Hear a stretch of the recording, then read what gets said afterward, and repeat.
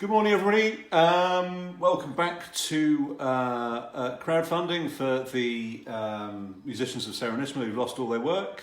It's going well. We're nearly at £5,000, which is good. We've got 15 grand to go, so keep those donations coming in. Thank you very much. Yesterday we were looking at one of the Opus 7 concertos, RB 354. I was fairly dismissive of the work, and yeah, it was total dross. How that hasn't been chucked out of the RV catalogue by now, I don't know. And there's no way on this planet that is by Vivaldi at all. It's a really, really bad piece.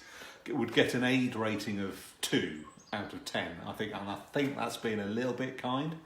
But whoever wrote it, give them 2 for effort. You've got to be nice, haven't you? So thankfully I was all on my knees with boredom at the end of that because it was so bad. Thankfully, we returned to the great master today with a concerto in B flat, RB 359, the 7th concerto from La Cetra, which was written dedicated to the Holy Roman Emperor Charles VI. I think we've mentioned him a few times on these little videos. This is just brilliant. It just goes to show, why Vivaldi is just a total genius. There's somebody posted in response to one of our videos that why didn't understand why Stravinsky was dismissive of Vivaldi, and I have to say I totally agree. It's really bizarre because there's so many similarities between the way the two men composed, particularly in the use of ostinato. If you have a look at the bass part, total genius. If I just tell you what, I'll just bring up the bass part so you can have a look. There you go. If you have a look at those first few bars. There we go. So if you have a look at that, that is the ostinato bass part. It's all on one chord. You see, all one chord 5, chord 1, and then, yeah. So it's very, very simple, but it is so effective. Just have a listen to this.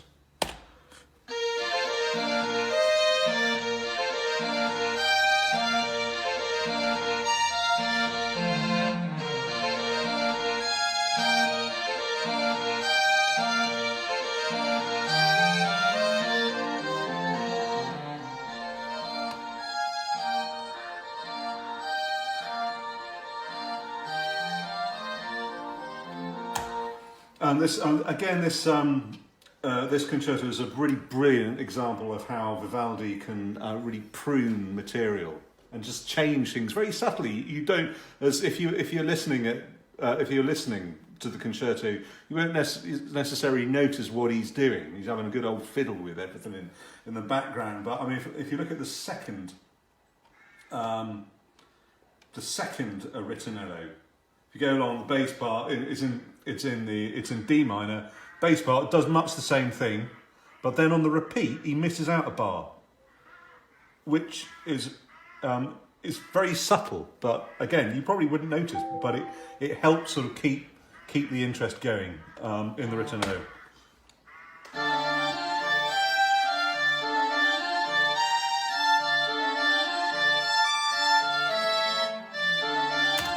I don't appear to have got all the right notes in that one yet. Sorry about that. So I think the violas need a few naturals. So maybe I'll go and correct that. Anyway,